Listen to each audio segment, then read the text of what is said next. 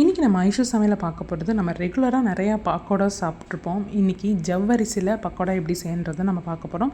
இது ஒரு அட்டகாசமான டேஸ்ட் கொடுக்குங்க. கண்டிப்பாக ட்ரை பண்ணி பார்த்துட்டு எப்படி இருக்குன்னு சொல்லுங்கள். இப்போ வந்து 1.5 கப் அளவுக்கு ஜவ்வரிசி, நான் பெரிய ஜவ்வரிசி எடுத்திருக்கேன். இந்த மாதிரி ஒயிட்டாக இருக்கும் பார்த்துருக்கீங்களா, அந்த மாதிரி ஜவ்வரிசி எடுத்துருக்கேன். இதில் வந்து ஒரு 1/2 கப் அளவுக்கு நல்லா திக்கான தயிர் வந்து சேர்த்துட்டு அதுக்கு வந்து நல்லா மூழ்கிற அளவுக்கு நிறையா தண்ணி வந்து தாராளமாக சேர்த்துக்கோங்க. ஒரு 3 கப் அளவுக்கு தண்ணி சேர்த்துட்டு அதை வந்து மூடி ஒரு 2 மணி நேரம் நல்லா ஊற வச்சு எடுத்துருங்க. நல்லா அந்த மாதிரி உப்பி வந்திருக்கும் பார்த்தீங்களா, நல்லா ஊறி வந்திருக்கு. இப்போ வந்து நம்ம கைகளால் நல்லா வந்து பிசைஞ்சு விடலாம்.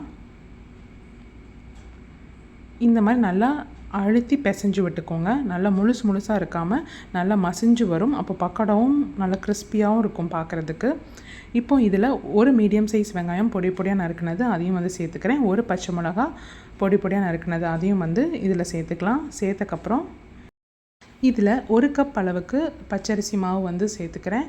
சேர்த்துட்டு ஏன்னா இதில் வந்து ஜவ்வரிசி மட்டும் நம்ம சேர்த்தோம்னா இதில் வந்து எண்ணெய் குடிக்கும். அதனால் வந்து நம்ம பச்சரிசி மாவு வந்து தாராளமாக சேர்த்துக்கோங்க 1 கப் அளவுக்கு. அதுக்கப்புறம் 1 இன்ச் அளவுக்கு இஞ்சி துருவி சேர்த்துருக்கேன். அதுக்கப்புறம் பார்த்திங்கன்னா கொஞ்சமாக கருவேப்பிலை இந்த மாதிரி கட் பண்ணி சேர்த்துருக்கேன். 1 டீஸ்பூன் அளவுக்கு சீரகம், தேவையான அளவு உப்பு, அதுக்கப்புறம் சமையல் சோடா பார்த்திங்கன்னா 1/4 டேபிள் ஸ்பூன் அளவுக்கு சேர்த்துருக்கேன். சேர்த்துட்டு நல்லா கைகளாலேயே நல்லா மசிச்சு திரட்டிக்கோங்க. இதில் எக்ஸ்ட்ராவாக வந்து தண்ணி எதுவும் சேர்க்க வேண்டாம். இருக்கிறதுல தண்ணியிலே நல்லா வந்து இந்த மாதிரி பிசைஞ்சு எடுத்துக்கோங்க.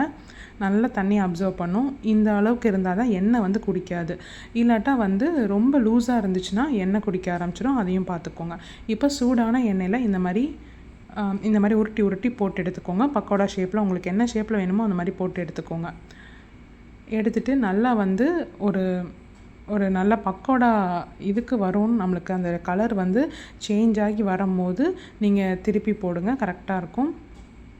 இப்போ எல்லா பக்கமும் நல்லா வெந்து எடுத்தோம்னா ஒரு சூப்பரான ஜவ்வரிசியில் பக்கோடா வந்து ரெடி ஆயிடுச்சு.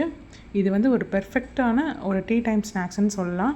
நம்ம ரெகுலரான பக்கோடா சாப்பிட்றத விட இது வந்து எக்ஸ்ட்ரா கிறிஸ்பினஸோடையும் இருக்கும், ரொம்ப டேஸ்ட்டாக இருக்கும். இதை வந்து குழந்தைங்களுக்கு வந்து தாராளமாக ஸ்கூல் விட்டு வரும்போது இந்த மாதிரி செஞ்சு கொடுங்க. ஜவ்வரிசி வந்து ரொம்ப சத்தும் கூட குழந்தைங்களுக்கு.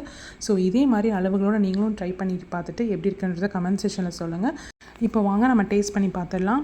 இதை உடைக்கும் போதே அவ்வளோ கிறிஸ்பினஸோடு இருக்குது. உங்களுக்கே தெரியும் பார்க்கும்போதே. அந்த ஜவ்வரிசியோட டெக்ஸ்சரே வந்து சூப்பராக இருக்கும். இந்த மாதிரி நல்லா பிரிக்கும் போது இந்த மாதிரி சீஸ் வர்ற மாதிரி நம்மளுக்கு வரும் பார்த்திங்கன்னா.